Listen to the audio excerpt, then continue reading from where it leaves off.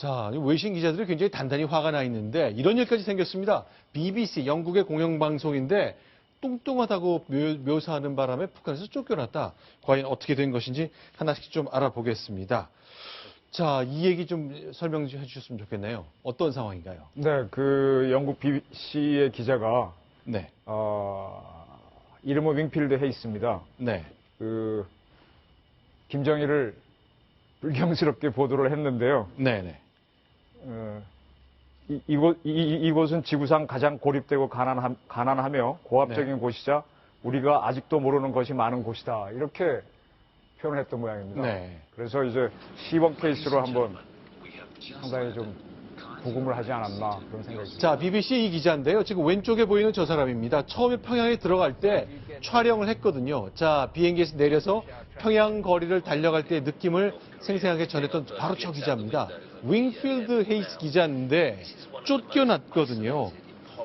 자, 과연 어떤 대목이 김정은의 심기를 거슬렸길래 이렇게 쫓아낸 건지 저희가 이 기자의 초기 보도 내용 중에 일부를 좀 따봤습니다. 한번 보여드리겠습니다. This is one of the most isolated, impoverished and repressive places on earth, and it's a place we still know so little about. There were ordinary people who had stripped away the propaganda that was coming from the top, perhaps on both sides, and were just warm human beings holding their hands out across that cultural chasm. 네. 저 기자는 좀 다른 기자보다 먼저 북한에 갔어요. 다른 네. 행사도 30일부터 갔는데 네. 저것만 보도해서 문제가 된 게 아니라 네. 김정은이가 뚱뚱하다. 그 존엄에 대한 모독을 해. 뚱뚱하고 예측할 수 없다. 그것이 이제 그리고 나서 또 한 가지는 그 북한의 국영방송이라는 게 그 대포 쏘는 걸 보도했는데 국가 원수에는 전혀 어울리지 않는 모습을 보도했다. 뭐냐면 네. 산 중턱에 의자에 걸터 앉아 있는 모습이 이게 무슨 국가 원수가 할 일이냐. 네. 이런 내용을 보도했다. 그래서 아까 그 CNN 기자 보면 네. detain and expel. 구금을 8시간 구금하고 expel 네. 추방했다 이거죠. 네. 그렇게 해서 알려준 건데 네. CNN 기자는 그런 보도 내용을 안 했기 네. 때문에 조금 아마 경고 요 감시 대상에는 들어갈 것 같아요. 자, 실제로 이 영국 기자, BBC 방송의 기자인데 김일성 대학을 갔습니다. 이 장면이잖아요. 김일성 대학을 갔습니다만 기자들한테 학생들한테 질문을 하는데 뭔가 좀 제지를 당하는 모습 같군요. 자, 다시 한번 장면 봤으면 좋겠습니다. 자, 그렇죠.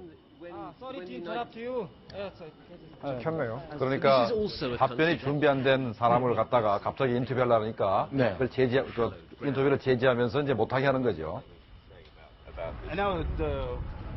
So our mind 자, is now 그러면 이 윙필드 기자 얘기를 좀 더 나눠보겠습니다. 저희가 준비한 게 더 있는데, 자, 이런 말을 썼다는 거잖아요. 친애하는 지도자 김정일이 숨지고 나서 그의 뚱뚱하고 첫째, 예측할 수 없는 둘째, 아들 김정은이 그의 자리를 대신했다. 이렇게 썼거든요. 이런 것들이 좀 거슬렀을 수 이게 있겠는데. 이제 최고 존엄을 모독한 거죠. 네. 그러니까 이제 쫓겨날 수밖에 없는 겁니다. 뭐 뚱뚱하고 예측할 수 없다. 이 말 자체로도 평양에서 취재하다가 쫓겨나야 한다. 북한도 BBC를 쫓아낼 경우에는 이게 전 세계에 보여지기 때문에 손해를 좀 감수할 각오를 했다는 얘기인가요? 그러니까 나머지 그 130명 기자들도 네. 구금당하고 이렇게 신문 당하기 싫으면은 북한에 대해서 우호적인 얘기만 써라 이런 얘기였습니다. 그 북한에서 네. 선전선동부나 저걸 감시하는 사람들이 최고 존엄회라고 하는데 자기 목숨이 위태롭지 않습니까? 네. 손해 같은 거 따질 겨를이 어디 있겠습니까? 네. 지가 죽고 살고 그런 문제인데. 네. 자, 진술서까지 쓰면서 결국 이런 간단한 조사가 필요할 것 같은데, 자, 6일이니까 언젠가 첫날부터군요. 금요일부터 구금이 됐고, 8시간 조사를 받았고, 진술서 쓰고서 서명까지 시키고 결국 추방을 시켰습니다. 어제 상황이 돼버렸네요. 꼼짝 못하게 만들었네요, 외신 기자들을. 네. 시범 케이스로 잡아가지고 네. 꼼짝 못하게 만들고 저게 좀 더 확대됐더라면 왜 미국 대학생 하나 북한에 구금돼 있는 사람 있죠? 그 친구처럼 붙잡았으면 사태가 커질 수도 있는. 저는 이거 생각을 좀 달리 하는데요. 네. 지금 굉장히 북한이 네. 엄격한 조치를 취한 것 같은데 네. 굉장히 봐준 걸로. 네. 생각보다 많이 봐줬다. 마주 봐준 걸로. 왜냐하면 네. 여러 명이 같이 들어오고 그다음에 모든 기자들이 와서 지금 쳐다보고 있기 때문에 네. 사실은 더 세게 하고 싶은데도 불구하고 네. 저 정도 수준에서 멈춘 게 아닌가. 네. 오히려 그렇게 생각이 드는데요. 그러니까 만약에 혼자 갔다면 혼자 갔다면 저는 뭐 추방이 아니라 계속 그렇죠. 구금이죠. 계속 붙들고 예를 들어서 뭐 몇 날 며칠을 조사한다고 그러고 뭐 그랬을 텐데 네. 역시 100여 명 이상 전 세계의 언론인들이 가는데 거기다 대고 네. 예를 들어서 뭐 며칠을 붙잡아 놓는다는 거는 힘드니까 결국은 추방이라는 그 방법을 택했지만 상당히 봐준 걸로 네. 저는 그렇게 생각이 됩니다. 맞습니다. 그러니까 저렇게 많은 서방의 외신 기자들을 평양에 부른 뒤에 행사장에 접근도 안 시켰잖아요. 자, 굉장히 안달을 나게 만든 건 분명한 것 같은데요. 이런 때 그 전 세계 기자들이 단결해서 북한의 실상도 알리고 북한의 네. 인권에 대한 것도 제소하고 폭로하고 좀 단결해서 그런 거 한번 보여줘야 될 것 같습니다. 네. 자, 일단 그 외신 기자들한테 기자란 그 팔뚝에 차는 완장 차게 하는 것, 그것 때문에 다 비용까지 50유로씩 물라고 했잖아요. 강제로 사도록 만들었는데 역시 현찰이 좀 부족하긴 부족한 상황처럼 보입니다. 굳이 저렇게 할 필요까지 없었지 않았나 싶은데요. 아니, 뭐, 거지도 아니고 말이죠. 그 네. 완장 빌려주는 거 아닙니까? 아주는 것도 네. 아니고. 그러면서 50유로 받았으면 정말 국가로서 창피하죠. 네.